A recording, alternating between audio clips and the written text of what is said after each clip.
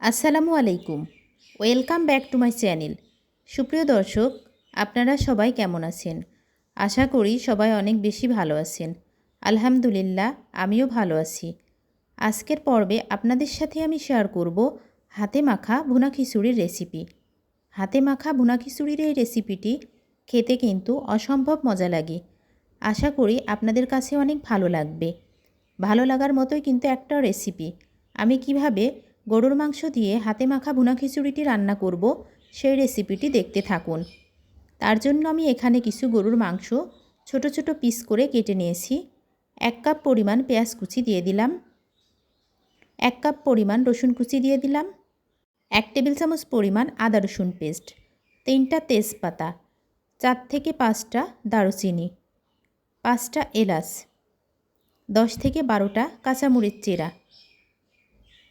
1 চা চামচ পরিমাণ ধনিয়া গুঁড়া, 1 চা চামচ পরিমাণ জিরা গুঁড়া, 1 চা চামচ পরিমাণ গরম মশলা গুঁড়া, 1 চা চামচ মরিচের গুঁড়া, স্বাদ মতো লবণ দিয়ে দিলাম, পরিমাণ মতো সরিষার তেল অ্যাড করব।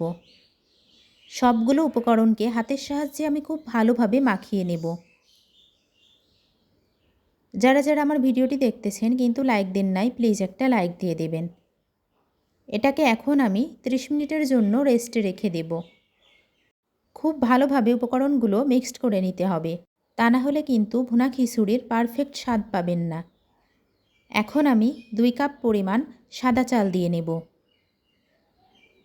2 কাপ পরিমাণ সাদা চালের সাথে 1 কাপ পোলাওয়ের চাল অ্যাড করলাম, 1/3 কাপ পরিমাণ ভাজা মুগ ডাল অ্যাড করলাম, 1/2 কাপ পরিমাণ মসুরির ডাল অ্যাড করলাম।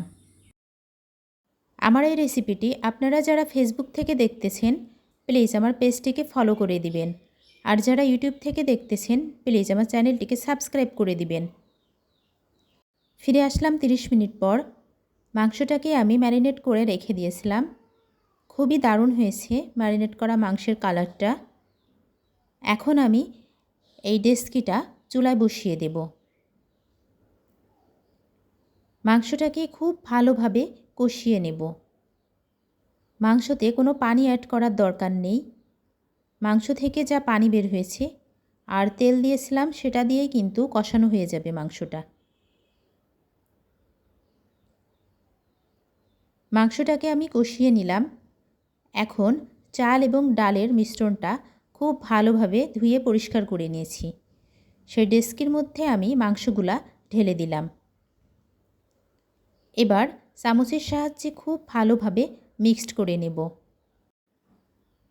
চাল, ডাল এবং মাংসের মিশ্রণটাকে আমি চুলায় বসিয়ে দিলাম। 10 মিনিটের মতো এটাকে আমি কষিয়ে নেব। এটাকে খুব ভালোভাবে কষিয়ে নিলাম। এখন আমি অল্প একটু পানি দিয়ে নেব। বাকি পানিটা আমি প্রেসার কুকারে ঢেলে নেওয়ার পরে অ্যাড করব, কারণ বেশি পানি দিয়ে নিলে প্রেসার কুকারে ঢালতে অসুবিধা হবে। এখন আমি এটাকে প্রেসার কুকারে ঢেলে দেব। পরিমাণ মতো পানি দিয়ে নিলাম। এবার আমি প্রেসার কুকারের ঢাকনাটা আটকিয়ে 3 থেকে 4টা সিটি দিয়ে নেব। একটু ভালোভাবে মিশিয়ে নিচ্ছি। খিচুড়ির মধ্যে আমি 100 গ্রাম পরিমাণ ডালডা ঘি অ্যাড করলাম। প্রেসার কুকারের ঢাকনাটা আটকিয়ে দিলাম। ফিরে আসবো 4টা সিটি দেওয়ার পর। ফিরে আসলাম 4টা সিটি দেওয়ার পর। খিচুড়ি একেবারে পারফেক্ট হয়ে এসছে।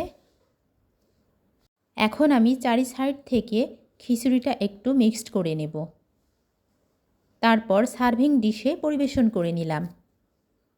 হাতে মাখা ভুনা খিচুড়ির রেসিপিটি আপনাদের কাছে কেমন লেগেছে অবশ্যই আমাকে কমেন্ট বক্সে জানাবেন। যদি আমার রেসিপিটি আপনাদের কাছে ভালো লেগে থাকে অবশ্যই বেশি বেশি লাইক, কমেন্ট এবং শেয়ার করবেন। হাতে মাখা ভুনা খিচুড়ির এই রেসিপিটি খেতে কিন্তু দুর্দান্ত মজা লাগে। আমার রেসিপি ফলো করে আপনারা একদিন ভুনা খিচুড়ি রান্না করে দেখুন কতটা টেস্টি এবং মজাদার হয়। আসসালামু আলাইকুম।